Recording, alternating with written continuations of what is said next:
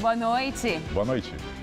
Expectativa em Brasília. Dilma pode anunciar ainda hoje nomes de novos ministros. A retomada de terreno da USP invadido ontem tem confronto e 3 ônibus incendiados. São Paulo agora sofre com ruas esburacadas pela chuva pesada. E 33 árvores caíram pela cidade nas últimas 24 horas. Após cyberataque contra a Sony, Coreia do Norte sofre apagões e fica sem internet por 2 vezes. O Procon alerta para atrasos nas entregas de produtos online. Só deste ano foram 7.000 reclamações.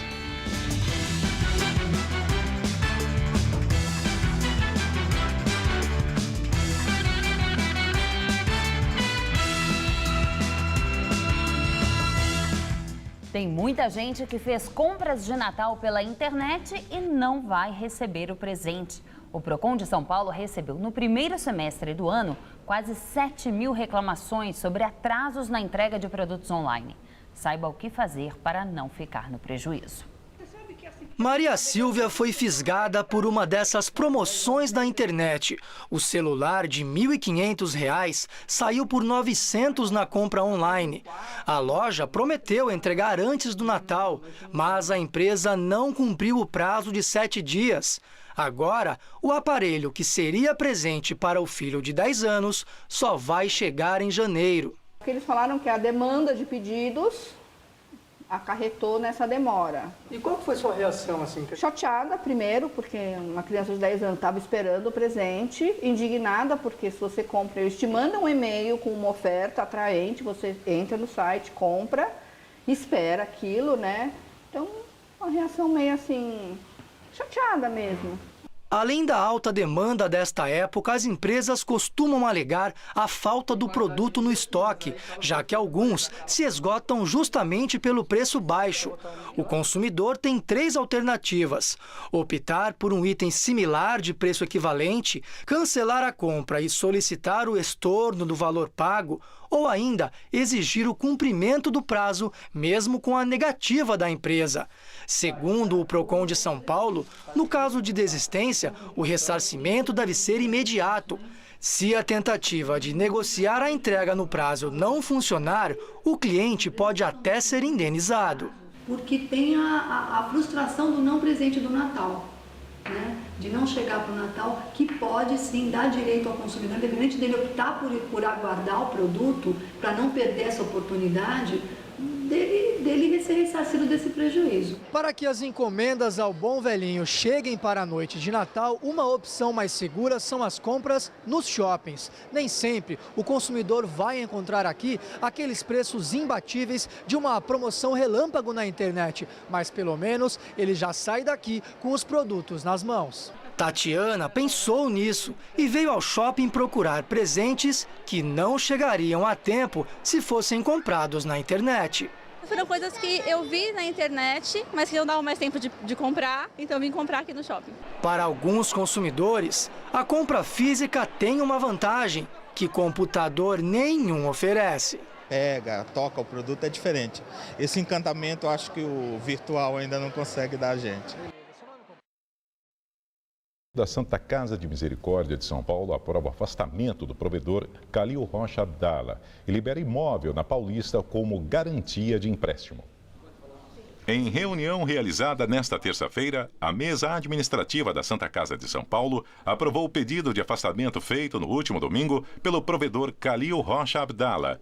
O advogado deve ficar afastado do cargo de provedor da entidade por no mínimo 90 dias, enquanto a sindicância que vai investigar possíveis irregularidades durante sua gestão estiver em andamento.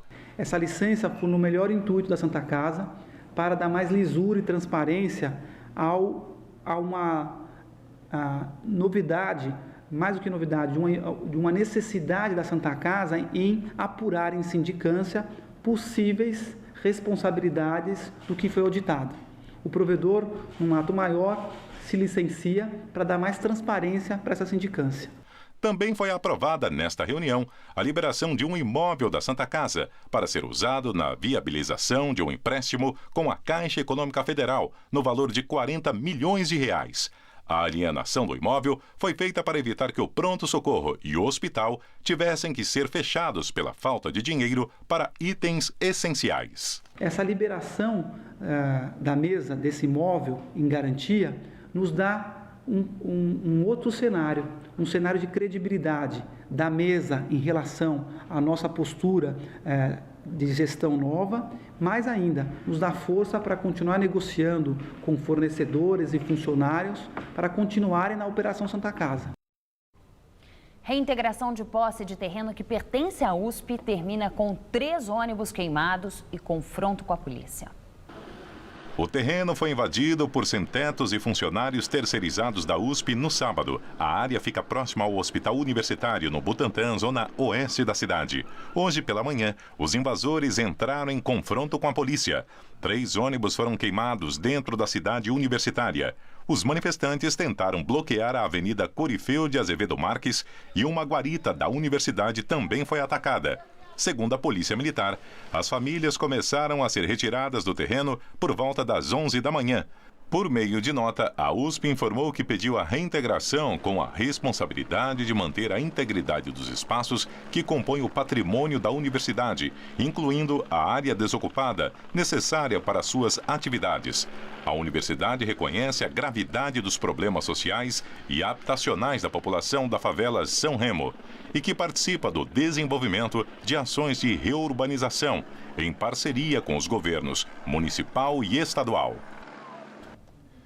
Impressão de ultrassonografia em 3 dimensões é sensação entre as gestantes do Brasil. Em parceria com o Instituto Tecnológico do Rio de Janeiro, o Laboratório Paulista realiza o procedimento de forma gratuita às grávidas com deficiência visual. O valor do exame na rede particular é de R$ 2.520. Davi Lucas acaba de completar 1 aninho de vida e é filho de Ana Paula e Álvaro.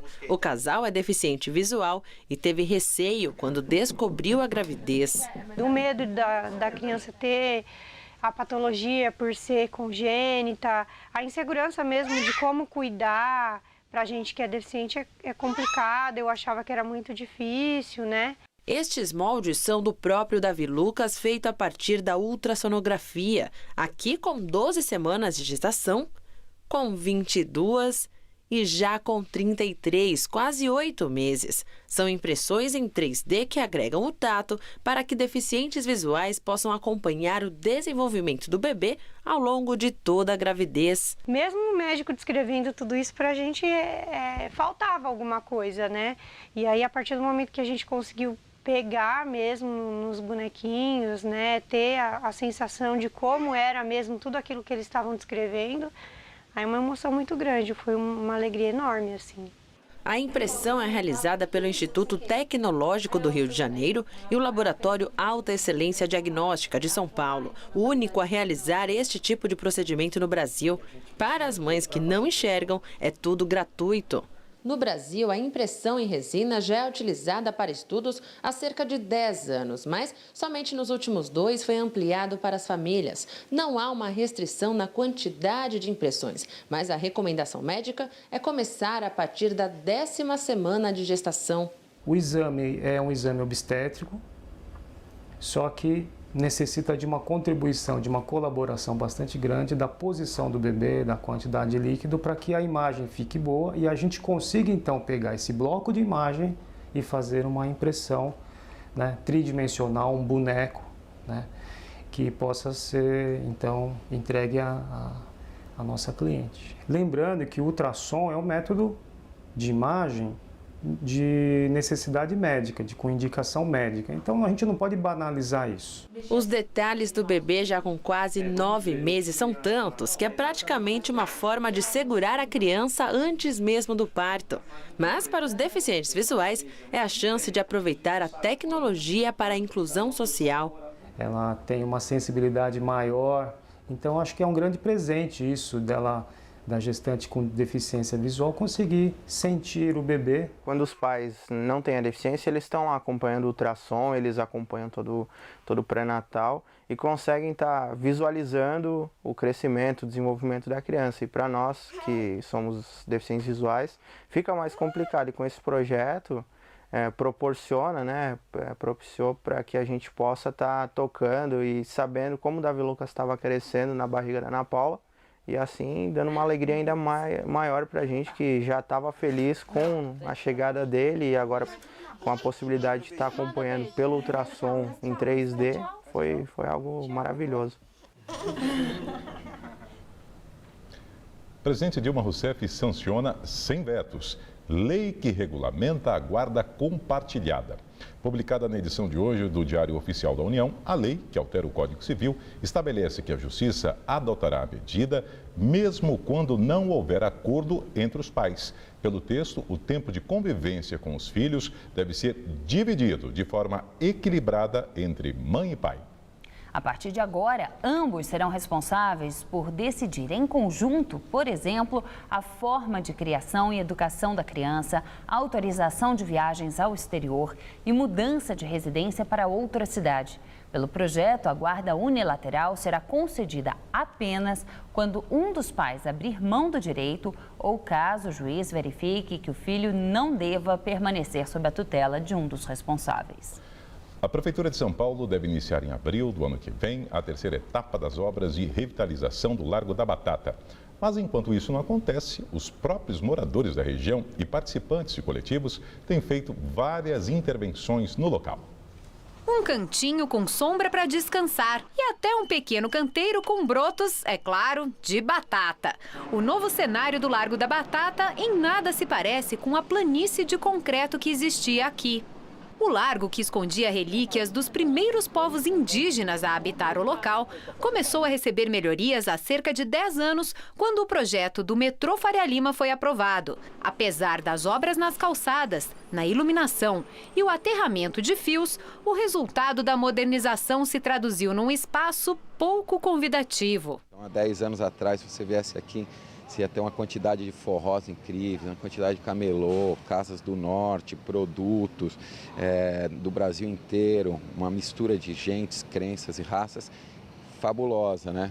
E depois dessa transformação aí que eu acho que ocorreu, a gente perdeu um pouco isso, né? Rodrigo faz parte de um dos coletivos que, desde o começo do ano, vem transformando a região. Sua instalação com guarda-sóis remete à ocupação dos antigos comerciantes e garante uma pequena sombra para quem senta por ali. Mentora do coletivo A Batata Precisa de Você, Laura também ajuda na organização dos eventos semanais. Encontros que têm estimulado outros tipos de ocupações. Tem gente jogando futebol, tem gente empinando pipa, todos os bancos ocupados, a galera comendo no mobiliário na hora do almoço. É a vida em sociedade no que ela tem de melhor, assim. Reaproveitar materiais, isso é muito importante, né? Mas, além do mais que, por não ter um valor, né, assim, digamos, monetário, vai durar muito mais tempo, né? Sem contar que quando terminar de usar, que ele começar a estragar, vai para a natureza, então tem tudo a ver.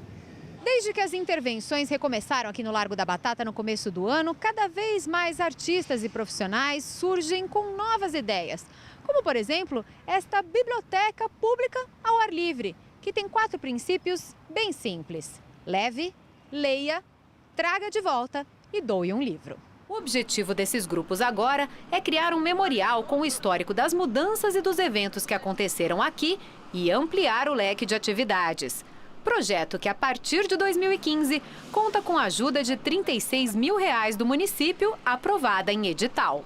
Vai permitir que a gente tenha mais estrutura para fazer as coisas. Por exemplo, compra de equipamento, a gente vai ter gerador, vai ter equipamento de som, vai ter tendas para a gente se proteger da chuva quando chove. E outra árvore caiu hoje também no bairro de Higienópolis. A queda aconteceu na rua Itacolomi, na altura do número 300, mesma rua onde um táxi foi atingido ontem pela queda de uma outra árvore e uma pessoa morreu. Na queda de hoje, a árvore atingiu um carro e uma moto. Não houve feridos. E mesmo com a forte chuva que atingiu todo o estado de São Paulo ontem, o nível do sistema Cantareira não subiu. De acordo com a Sabesp, o índice de precipitação sobre as represas registrou 27,7 milímetros. No sistema Cantareira, os reservatórios permaneceram com 6,7% da sua capacidade total, número que se mantém estável desde a última sexta-feira, o que indica uma tendência de estabilidade no nível do sistema com a chegada das chuvas de verão. Já no sistema Guarapiranga, o temporal fez o nível dos reservatórios aumentar em 1,4 ponto percentual, passando de 35,2% para 36,6%. O sistema Alto Tietê também teve aumento significativo, 0,4 ponto percentual, e está com 10,5% da sua capacidade total nesta terça-feira. Hoje já choveu forte na zona norte da capital e em Guarulhos e Mairiporã. E a véspera de Natal ainda deve ser chuvosa, mas o risco de temporais cai. Vamos ver agora em detalhes a previsão para o Brasil e todo o estado de São Paulo com Luciana Magalhães.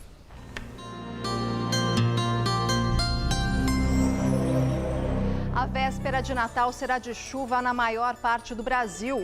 A chuva vem em forma de pancadas na maioria dos casos, mas pode chover forte e de forma volumosa no sul de Goiás, no leste do Mato Grosso e também no sul de Minas e do Rio de Janeiro. O tempo só fica firme na faixa norte do Nordeste e também na região sul, mas neste caso devido à presença de uma massa de ar polar. Aliás, como vemos no mapa, à noite, o sul terá temperatura de inverno em pleno verão, com mínima de 13 graus em Curitiba e 15 em Porto Alegre. Durante o dia, a máxima não deve passar dos 26 em Florianópolis. Em São Paulo, a temperatura também não fica muito alta, mas o ar fica abafado e ocorrem pancadas de chuva isoladas na maioria das regiões. No centro-oeste, máxima de 26 em Marília. No centro-norte, máxima amanhã de 29 graus em Araraquara. E na faixa leste, incluindo o litoral, o céu fica nublado o dia todo, com temperatura amena e chuva fraca. Máxima de 25 graus em São José dos Campos. Amanhã aqui na capital o tempo fica chuvoso e os termômetros continuam baixos, com máxima de 22. Na quinta-feira, dia de Natal, são esperadas pancadas de chuva a partir da tarde. A máxima pode chegar aos 26. E na sexta também há previsão de pancadas de chuva à tarde e à noite. A máxima sobe para os 29 graus. Eu volto daqui a pouco no Jornal da Gazeta, edição das 10. Até lá!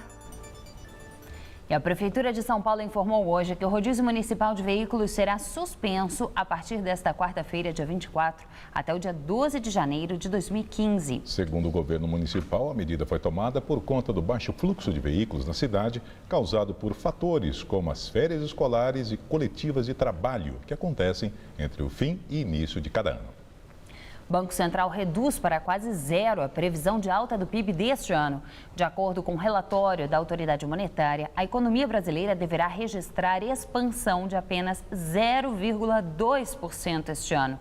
É a terceira vez que o Banco Central revisa para baixo a previsão de crescimento do Produto Interno Bruto brasileiro em 2014. O governo, por sua vez, espera um crescimento de 0,5%. Não tão otimista, o mercado aposta numa expansão de 0,13%. No ano passado, o PIB brasileiro cresceu 2,5%. Formatar um negócio sem investir muito numa estrutura enxuta tem sido a estratégia de sucesso para jovens empreendedores do estado de São Paulo. Segundo o Sebrae, jovens entre 25 e 29 anos de idade são responsáveis por criar quase metade das novas empresas. Aos 31 anos, Henrique está animado com a mais nova entre as 3 empresas que já abriu. Ele deixou as sociedades anteriores para tocar a ideia de colocar anúncios em sacos de pão. Parece simples, mas o empreendimento fatura 18 milhões de reais por ano. Surgiu da vontade de não trabalhar em um projeto que eu não acreditasse, vontade de não trabalhar mais para os outros. A gente encontrou esse projeto e se apaixonou por ele. Acho que muito a questão da gente ser jovem, a gente se apaixona, né, fácil.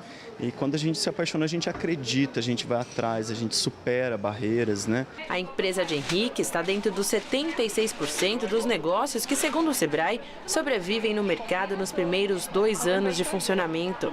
Após 3 anos, a empresa já soma 180 franqueados em todo o país. Para 2015, o objetivo é chegar aos 300. Eu me aposentei o ano passado como professora e comecei a procurar, fazer pesquisa na internet para arrumar mais alguma coisa para eu fazer, porque eu não queria parar ainda. Eles é que fazem todo o trabalho da arte, da impressão, eu não preciso me preocupar com isso. Esta padaria na Zona Leste já adotou a proposta. O gerente conta que passou a economizar 15% do que costuma gastar com saquinhos convencionais de pão. Hoje em dia, o máximo que você puder economizar de qualquer lado tem que se economizar, porque senão a coisa não dá, a coisa está realmente difícil. De acordo com o Sebrae, das empresas com até 5 anos de existência, 46% foram criadas por jovens de 25 a 39 anos. Desse total, 38% são de jovens que largaram o emprego em grandes empresas para conquistar o próprio negócio. É o caso de Juliane, de 37 anos, que começou essa loja online em 2009. Arquiteta, ela sempre trabalhou como gerente de produtos em grandes empresas e arriscou ao abrir o próprio negócio em produtos para gestante, bebê e criança. Hoje, por ano, o site da internet fatura cerca de 140 milhões de reais, mas no começo as dificuldades foram muitas. Empreender no nosso país é muito difícil em todos os sentidos, né? Desde a questão de impostos, qualquer área que você vê hoje, investimento em marketing online é extremamente alto, né? Frete no nosso país também, logística, transportadora, dar uma lucratividade na empresa no início foi com certeza o mais difícil. Em 5 anos, a ideia se transformou em um centro de distribuição com cerca de 8 mil metros quadrados. Daqui, saem mais de 100 mil encomendas por mês. Para quem está começando, o conselho é pesquisar. Entender muito bem do mercado que você está entrando, né? Quem são os seus concorrentes? Acho que a gente tem que sempre estar estudando e buscando entender né, o que hoje atrapalha o empreendedor no nosso país. Vamos atrás disso. Dívida pública federal, que inclui gastos interno e externo do governo, avança em novembro. De acordo com a Secretaria do Tesouro Nacional, a alta foi de 2,5%, totalizando 2 trilhões e 200 bilhões de reais. Segundo o governo, o aumento está relacionado à emissão líquida de títulos públicos e ao aumento dos juros da dívida. Dólar fecha terça-feira em alta de 1,64%. A moeda norte-americana encerrou o dia cotada R$ 2,70. Segundo analistas, a alta foi influenciada pela divulgação do PIB dos Estados Unidos, que mostrou o fortalecimento da economia norte-americana no terceiro trimestre deste ano. Ontem, a Coreia do Norte sofreu um apagão de 9 horas na internet. Especula-se ter sido uma pioneira ação da guerra cibernética. Esse apagão veio no momento em que os Estados Unidos e Coreia do Norte trocam ameaças depois do ataque ao sistema da Sony Pictures. Hoje, a Sony anunciou a exibição do filme A Entrevista em alguns cinemas no dia do Natal. A polêmica começou há menos de uma semana. As 5 principais redes de cinemas dos Estados Unidos decidiram cancelar o lançamento do filme depois do vazamento de um grande volume de dados dos servidores da Sony Pictures, seguido de ameaças feitas pelo grupo hacker que provocou os ataques. As mensagens diziam que a exibição resultaria em violência semelhante a 11 de setembro. O filme A Entrevista é estrelado por James Franco e Seth Rogen. A comédia conta a história de um apresentador de um programa de TV e seu produtor que se envolvem sem querer num complô americano para assassinar o líder da Coreia do Norte, Kim Jong-un. O presidente Barack Obama disse que a Sony cometeu um erro ao decidir suspender a exibição. Os Estados Unidos acusaram o governo da Coreia do Norte pelo ataque cibernético. O governo de Pyongyang negou o envolvimento, afirmou que os Estados Unidos deveriam pedir desculpas e ainda declarou que seu exército está preparado para um confronto com os americanos em todos os espaços de guerra, inclusive o cibernético. Barack Obama disse que não considera a invasão ao sistema da Sony como um ato de guerra, mas um ato de vandalismo cibernético. Ontem, a Coreia do Norte sofreu um apagão de 9 horas na internet. Especialistas falam em guerra cibernética. Seria a primeira no mundo. E hoje a internet voltou a cair na Coreia do Norte pelo 2º dia consecutivo. A informação é do grupo de especialistas americanos que monitoram as tentativas de Pyongyang de permanecer online. As 4 redes de internet da Coreia do Norte são gerenciadas por uma empresa chinesa. Elas teriam caído novamente depois de apresentar instabilidade por várias horas. O governador Geraldo Alckmin anunciou há pouco o nome de Clodoaldo Pelicione para a Secretaria dos Transportes Metropolitanos. Atualmente, ele é secretário de Logística e Transporte. Ele assume o lugar de Jurandir Fernandes, que já havia comunicado ao governador sua intenção de não permanecer no cargo. A Secretaria de Transportes Metropolitanos é responsável pela gestão do metrô e da CPTM. A pasta é também uma das mais criticadas em razão dos atrasos de obras de mobilidade sobre trilhos. Ministro da Justiça, José Eduardo Cardoso, afirmou hoje que o Procurador-Geral da República, Rodrigo Janot, negou repassar ao governo federal qualquer informação sobre políticos citados nas delações premiadas de investigados pela Operação Lava Jato. Ontem, em café da manhã com jornalistas, a presidente Dilma havia dito que consultaria o Ministério Público Federal para checar se políticos cotados para assumir assentos na esplanada dos ministérios tinham sido mencionados nos depoimentos da Lava Jato. Segundo o ministro da Justiça, com a recusa do Ministério Público, o anúncio dos futuros ministros será feito levando em conta apenas informações oficiais disponibilizadas ao Executivo Federal. Cardoso disse que o Procurador-Geral da República, Rodrigo Janot, informou que o conteúdo das delações premiadas está sob sigilo. A chuva que caiu durante todo o dia de hoje em São Paulo começou ainda na noite de ontem. O temporal causou transtornos até no litoral paulista. Aqui na capital, segundo a prefeitura, 33 árvores caíram até agora à noite. Uma pessoa morreu atingida por uma delas. Às 9 da noite, o estado de atenção já tinha sido decretado para a cidade inteira. A chuva, que entrou pela madrugada, alagou importantes avenidas. Pelo menos 5 córregos transbordaram. De acordo com o CGE, o rio Tietê, ainda volumoso nesta tarde, chegou a cobrir o asfalto perto da Ponte das Bandeiras. Já o Departamento de Águas afirma que o rio atingiu, na madrugada, a cota limite e voltou ao leito logo em seguida. Foram 60 milímetros de chuva, mais de 30% do volume esperado para o mês inteiro. Um carro ficou preso num buraco que se abriu na rua Dona Veridiana, em Santa Cecília. Ninguém se feriu. Foi no mesmo local de uma obra da Sabesp, que alega que o asfalto cedeu por causa da chuva. Perto dali, parte do muro do cemitério da Consolação desabou sobre um carro que estava estacionado. A chuva forte ainda derrubou 25 árvores. Em Higienópolis, uma pessoa morreu. Ricardo Luiz Mendes, de 33 anos, não resistiu aos ferimentos depois que um tronco atingiu o táxi em que ele estava. O motorista saiu ileso. A prefeitura diz que não havia nenhum chamado com referência a essa árvore. Afirma que mantém mais de 50 equipes de manutenção e poda e que só neste ano 13 mil árvores foram removidas porque apresentavam risco de queda. Esta tarde, na região da Consolação, equipes da prefeitura faziam a remoção de um galho que caiu sobre um carro ontem à noite. Com relação a esta árvore em específico, já havia queixa na prefeitura. O dono do posto, que fica em frente e cuja cobertura já foi atingida também por galhos, diz que fez vários alertas à prefeitura, mas até hoje não obteve resposta. Sempre comunica a prefeitura. Normalmente a gente comunica, mas se a gente aguarda, eu devo estar uns 2 anos esperando.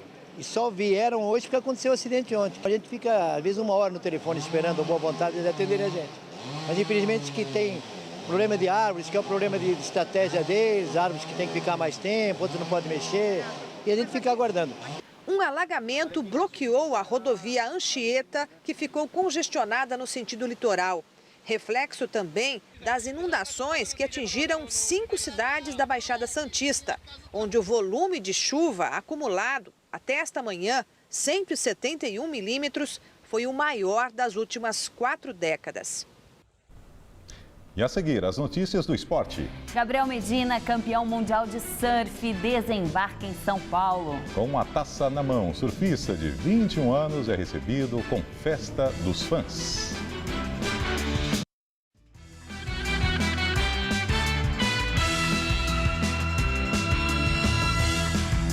E agora as notícias do esporte com Laerte Vieira e Celso Cardoso. Faltam poucos dias para a 90ª corrida de São Silvestre. Este ano, mais uma vez, os estrangeiros chegam fortes para o evento, Celso. Verdade, Laerte, após o etíope Tariq Bekele, campeão de 2011, e a queniana Nancy Kiprono, vencedora do ano passado, já há mais 2 nomes garantidos. A corredora Priska Yepto, primeira colocada em 2011, e Marc Cori, vencedor da Meia Maratona Internacional do Rio de Janeiro, também em 2011. Os milhares de atletas inscritos para a 90ª edição da Corrida Internacional de São Silvestre, que acontece dia 31 de dezembro, devem retirar os kits de participação junto com um chip descartável nos dias 27, 28 e 29 de dezembro, das 9 às 7 da noite pelo horário de Brasília, e no dia 30, das 9 da manhã às 4 da tarde, no ginásio do Ibirapuera, na rua Manuel da Nóbrega, 1361. Para retirar o kit, é necessário apresentar documento de identidade com foto, comprovante de pagamento e boleto bancário pago original. Só um inscrito vai poder retirar o kit. A Corrida Internacional de São Silvestre foi criada em 1925 pelo jornalista Casper Libero e se tornou uma das mais importantes corridas de rua do mundo. Depois de conquistar o inédito título mundial de surf, Gabriel Medina está de volta ao Brasil. E foi recebido com festa no Aeroporto Internacional de Guarulhos. Centenas de pessoas foram ao aeroporto de Cumbica para recepcionar o surfista e precisou de escolta dos policiais e da segurança aeroportuária para conseguir passar pelo meio da multidão. Medina desembarcou ao lado dos familiares e carregou o troféu que conquistou no Havaí. Bom, Cena Celso, bonita, né? Todos os louros e galardões ao Medina, né? O feito dele realmente impressiona. E agora é uma parte importante também na carreira dele, porque houve foco, houve disciplina, o troféu veio muito cedo na vida dele e agora começa o assédio. Só que ele não pode esquecer... 20 anos, né? Parece que foi ontem. Pois é, só não pode esquecer que essa mão que está afagando hoje é a mesma que vai bater amanhã se os resultados não aparecerem. O brasileiro ele é muito carente de título. Então, daqui para frente vai esperar sempre do Medina um melhor. Se daqui 2 anos, 2 temporadas, ele perdeu uma bateria, perdeu o título, aí já vem aquela conversa, é amarelão, ou foi obra do acaso, enfim. Então tem que lidar com esse momento de maneira muito saudável. Pés no chão, mas é muita referência para o exatamente. Agora, né? O assédio agora é muito grande. Então ele tem um respaldo da família muito forte, o padrasto quem apoia o tempo todo, a estrutura familiar é muito forte. Mesmo assim, é bom lembrar que, né, calma. Ganhou o primeiro título e que venham mais. É verdade. Futebol internacional. Na decisão da Supercopa da Itália, o Napoli levou a melhor sobre a Juventus, graças ao goleiro brasileiro Rafael, ex-jogador do Santos. E pelo campeonato inglês, o Chelsea visitou o Stoke City e garantiu a festa de Natal dos torcedores dos Blues. Pela Premier League, o Chelsea visitou o Stoke City e saiu na frente na cabeçada de John Terry, 1-0. Já no segundo tempo, Fábregas bateu mascado e a bola acabou na rede. E ficou nisso, Chelsea 2-0. Os Blues são os líderes do campeonato. E na decisão da Supercopa da Itália, em Doha, no Catar, a Juventus saiu na frente do Napoli com Carlitos Tevez, 1-0. Já no segundo tempo, o Higuaín deixou tudo igual, de cabeça. O empate levou a partida para a prorrogação. E a Juventus voltou a ficar em vantagem na bela jogada de Pogba, finalizada com perfeição por Carlitos Tevez. Golaço! Mas a 3 minutos do fim, novamente Higuaín apareceu para levar a decisão aos pênaltis. Nas cobranças, um show de erros das duas equipes. Nas alternadas, Koulibaly colocou o Napoli na frente 6-5. E na batida de Padoin, o brasileiro Rafael fez a defesa e garantiu o título para o Napoli. Esta foi a segunda conquista da equipe celeste nessa competição. A última havia sido em 1990, na época de Maradona e companhia. Com grande destaque, hein, Celso, para o brasileiro, né? Claro, o goleiro do Santos, Rafael foi muito bem. E do Carlito Tevez, como diria Chico Lang. Boa noite. Boa noite, até amanhã, Celso. Juliana. Trazida por um monge indiano para o mundo ocidental em 1965, a filosofia hindu Hare Krishna atrai adeptos. Pessoas procuram o maior templo da América Latina, que fica em plena Serra da Mantiqueira, no interior de São Paulo. Caminhando em meio à disse até amanhã, mas eu não com vou. os trajes típicos da filosofia Hare Krishna, sempre calmo, disposto e de bom humor. É assim que Vijaya Marga recebe os visitantes da fazenda Nova Gokula, criada há 36 anos por devotos do movimento Hare Krishna.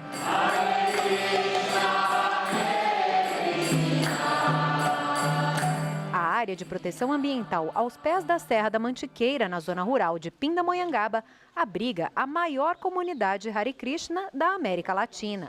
Vijaya se juntou ao grupo há 6 anos. Foi em busca de respostas para as questões existenciais e da espiritualidade que o mineiro de Belo Horizonte deixou a família para trás e encontrou na filosofia indiana sua verdadeira vocação. Hoje acolhe devotos, visitantes e curiosos. Geralmente são 4 pessoas que procuram esse movimento, né? São as pessoas aflitas, as necessitadas, né? Em busca de poder aquisitivo, dinheiro, alguma forma assim, e as que estão em busca de conhecimento. Geralmente a que está em busca de conhecimento é que realmente fica. O movimento Hare Krishna é fundamentado em 4 pilares básicos. O primeiro deles é a compaixão com os homens e os animais. Um Hare Krishna se dedica à pureza do corpo e da alma. A veracidade é o preceito que prega a distância de jogos de azar, apostas ou qualquer tipo de enganação com o próximo. E a pureza é o conceito relacionado ao sexo, que deve ser praticado apenas dentro do casamento. Na comunidade Nova Gokula, vivem cerca de 70 pessoas. Algumas trabalham fora, outras se dedicam à horta comunitária, à escolinha dos pequenos, aos restaurantes e ao comércio que existe no local.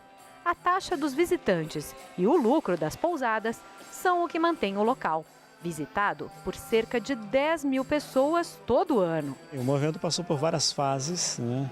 Ele está no mundo todo atualmente, nas principais cidades e capitais. No Brasil ele vem crescendo com vários programas que não se resumem só a templos ou comunidades rurais como a nossa aqui, mas também a restaurantes, centros culturais, grupos que se reúnem para estudar. Daniela e José Henrique vieram de São José dos Campos e são adeptos da cultura indiana.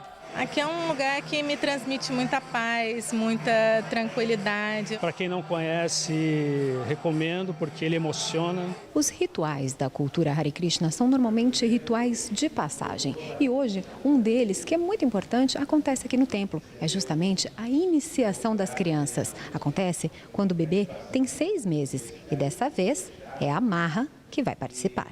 Tem vários simbolismos. A gente tenta descobrir a tendência, a natureza da criança, vocacional. Então os pais vão observando ali, desde essa cerimônia, se ela pegar um monte de terra, ela vai ter a tendência, assim, da agricultura. Se ela pegar as moedas, uma tendência mercantil, né?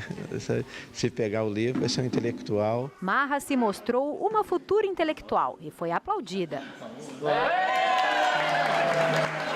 Minutos depois, o ritual era praticamente o oposto, uma espécie de aposentadoria de um dos devotos mais antigos da comunidade. Uma entrada para uma vida de abdicação e ensinamento, o fim de um ciclo.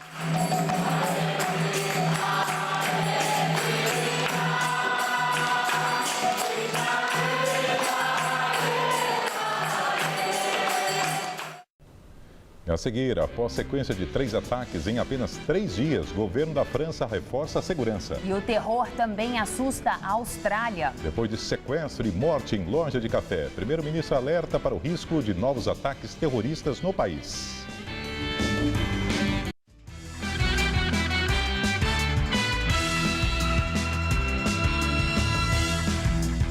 E vamos agora à entrevista do dia com Maria Lídia Flandoli. Na esteira do temor pela falta de segurança pública, o Estatuto do Desarmamento tem sido alvo de duras críticas e ameaças de revogação através do projeto de lei. E o nosso entrevistado é Bruno Langeani, especialista em organizações da sociedade e coordenador de área de sistemas de justiça e segurança do Instituto Sou da Paz. Muito obrigada por estar conosco. Agora, o que é que explica que recentemente, lá na Câmara Federal, houve assim uma onda contra o Estatuto do Desarmamento, que já completou 10 anos no ano passado? Eu acho que isso está num contexto da queda de venda das armas pela indústria nacional, que é bastante forte e que tem apoiado os deputados, alguns deputados, para que as suas agendas sejam empurradas no Congresso. Então, por trás disso, e a gente vê até pela comissão especial que estava analisando esse projeto, tem uma movimentação muito grande da indústria de armas que está interessada em aumentar o mercado. Acho que esse é um principal ponto. A outra questão que está colocada é o aumento da insegurança, a insegurança das pessoas também muitas vezes traz uma demanda por arma de fogo, que é uma falsa sensação de segurança. Bom, e aliás, esse é um grande argumento dos defensores da revogação do Estatuto do Desarmamento. E o argumento é exatamente esse, que a população foi desarmada e os bandidos melhor armados. E que a sociedade ficou à mercê dos bandidos. Bom, a criminalidade não diminuiu em todo o Brasil. Eles argumentam isso também e também é um fato. Então, essas críticas procedem. Olha, acho que vale a gente lembrar que o Estatuto do Desarmamento ele não trouxe só a campanha do desarmamento. Ela é uma lei que controla todo o ciclo de vida da arma de fogo, desde a fabricação, comercialização, traz crimes para o mau uso de arma. Então, ele é toda uma rede, né? O Estatuto do Desarmamento, logo após a sua aprovação, foi a primeira queda de homicídios que a gente observou no Brasil, em 2004 e 2005. E agora, no Brasil, quer dizer, em todo o Brasil ou em alguns estados? Em todo o Brasil. E mesmo quando a gente teve um aumento, e esse aumento foi muito no Nordeste, saiu das grandes capitais e foi para o Nordeste, a gente tem um aumento num ritmo muito inferior ao que a gente tinha antes do Estatuto do Desarmamento. Tem várias pesquisas que atribuem que esse controle de armas ajudou o Brasil a reduzir o número de homicídios. E a questão do cidadão desarmado, acho que vale a gente também dizer isso, a campanha de desarmamento ela é voluntária. 600 mil pessoas aderiram e voluntariamente foram entregar a sua arma. E mesmo a gente olhando arma apreendida, arma ilegal, apreendida com bandido, e essa arma entregue na campanha do desarmamento, a gente vê que em São Paulo e no Rio, por exemplo, para cada arma entregue voluntariamente, a gente tem 3 ou 4 apreendidas. E o Estatuto do Desarmamento trouxe importantes ferramentas para o trabalho da polícia também. Agora, sobre essa questão da arma, é certo que bandido não compra arma em loja. Né? O cidadão passou a ter essas restrições. E agora, o que é que explica? Bandido, quando é preso, quando ele está armado, aparecem armas pesadas, armas inclusive de uso exclusivo de polícia, das Forças Armadas. E como você acabou de dizer, não aparece tanto a arma, aquela, né, que o cidadão comum compraria. O que é que acontece em termos de armamento da bandidagem no Brasil? Olha, é interessante porque o Sou da Paz fez uma pesquisa em São Paulo, pegando 14 mil armas apreendidas na capital. E uma coisa que a gente descobriu é que 8 em cada 10 armas apreendidas com crime em São Paulo são armas nacionais. A esmagadora maioria são revólveres e pistolas. A gente tem fuzil, tem submetralhadora apreendidos, mas isso representa 2% de tudo do que é apreendido. Quer dizer, é que isso chama tanto atenção, chama muita atenção, aparece muito na mídia e, obviamente, a indústria nacional não quer que esse dado apareça, porque quando a gente vê essas armas fabricadas no Brasil e desviadas dentro do Brasil, tem um protagonismo muito forte. Então, o cidadão brasileiro está sofrendo muito mais do revólver 38 que foi fabricado no Brasil do que uma arma que vem do estrangeiro. Não estamos aqui minimizando a importância do tráfico de armas. A gente tem esse problema das fronteiras, mas olhar para a arma fabricada e desviada dentro do Brasil é fundamental para a gente reduzir os homicídios, que 70% dos homicídios no Brasil são com arma de fogo. Agora, Bruno, e nos outros países? Você mencionou agora há pouco outros países. Assim, é um sentimento comum, né, de muita gente, que estando armado, né, ele garante a própria segurança e a da própria família. Há países onde não há proibição do uso da arma, da aquisição e o uso da arma. A minha indagação é essa, que dados nós temos sobre a questão da criminalidade nos países onde é liberada a compra da arma, a posse de arma? Então, um país que é muito mencionado é os Estados Unidos, que ele não tem, como o Brasil, uma lei nacional, então cada estado tem a prerrogativa de regular, e o que a gente vê lá é que os estados que têm leis mais flexíveis de porte de arma têm mais violência. E quando as armas dos estados mais restritos, como Nova York, por exemplo, Nova Jersey, eles têm leis mais restritas, mas eles acabam sofrendo com estados vizinhos que não fazem sua lição de casa. Então, já está comprovado que quanto mais armas em circulação, se aumenta tanto o número de homicídios, mortes intencionais, mas também suicídios, principalmente quando você tem depressão dentro de casa e uma arma de fogo e acidentes, principalmente envolvendo crianças e adolescentes dentro de casa. Então, a restrição ao controle, você ter controle de armas bem colocado no país ajuda muito no combate à violência. O que aconteceu com aquilo que estava sendo debatido lá na Câmara Federal? Né? O projeto do deputado Peninha de Santa Catarina, do PMDB, que pede a revogação do Estatuto do Desarmamento. Ele andou, esse projeto está em tramitação, chegaram a algum entendimento nessas reuniões da comissão especial instalada na Câmara? Então, a bancada da bala tentou aprovar aí no apagar das luzes. Esse é o apelido, é bancada da bala. Que são os parlamentares financiados pela indústria. Eles tentaram formar uma comissão especial, ocuparam os principais cargos, então a presidência da comissão, o vice-presidência, e tentaram, com pouco debate, com apenas uma audiência pública, aprovar esse projeto que voltaria, por exemplo, a ter porte de arma civil no Brasil e flexibilizaria vários requisitos. Houve uma grande mobilização de várias entidades públicas, pesquisadores da área de sistema de segurança, justiça criminal, e esse projeto vai ser arquivado, felizmente, mas deve voltar o ano que vem, porque esse deputado foi reeleito. Certo. Agora, o debate, a última questão, para o esclarecimento da população, para o acompanhamento disso que pode trazer uma decisão importante para a vida do país. Está havendo esse debate?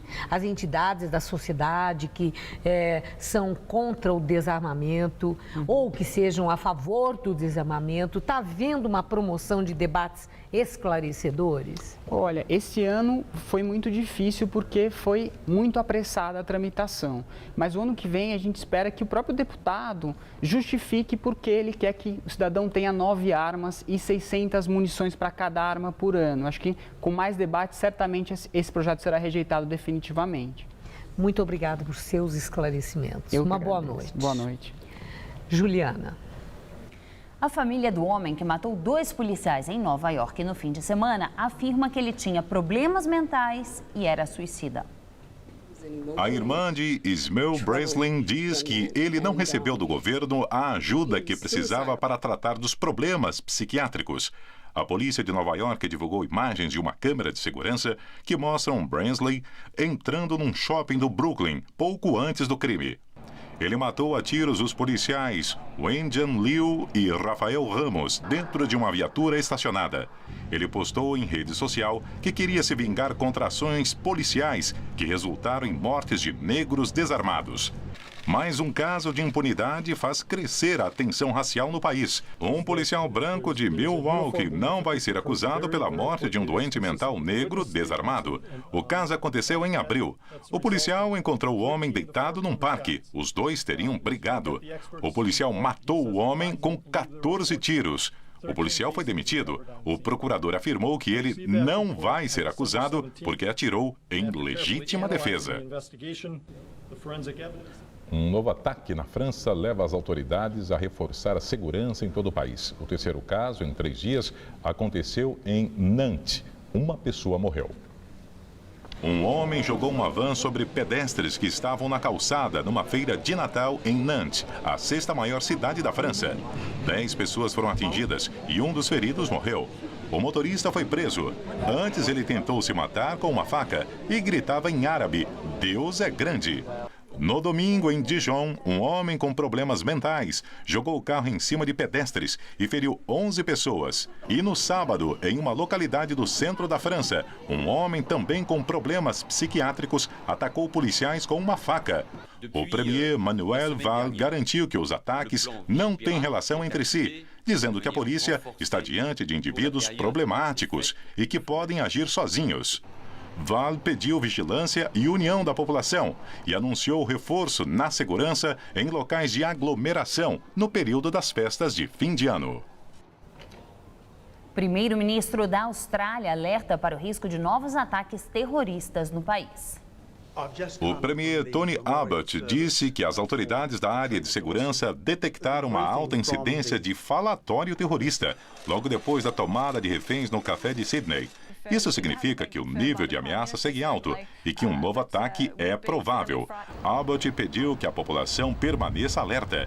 Hoje foram realizadas as cerimônias fúnebres das duas vítimas, o gerente do café Tory Johnson e a advogada Katrina Dunson. Eles foram mortos na semana passada no café Lynch, onde Man Harold Moniz manteve 17 pessoas reféns por 16 horas.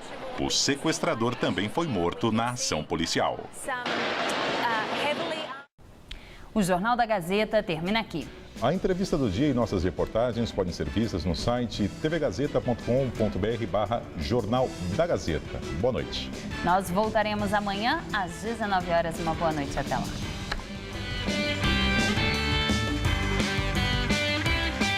Confira a MPB de qualidade do cantor Vanderlino Todo Seu. Hoje, 10h30 da noite.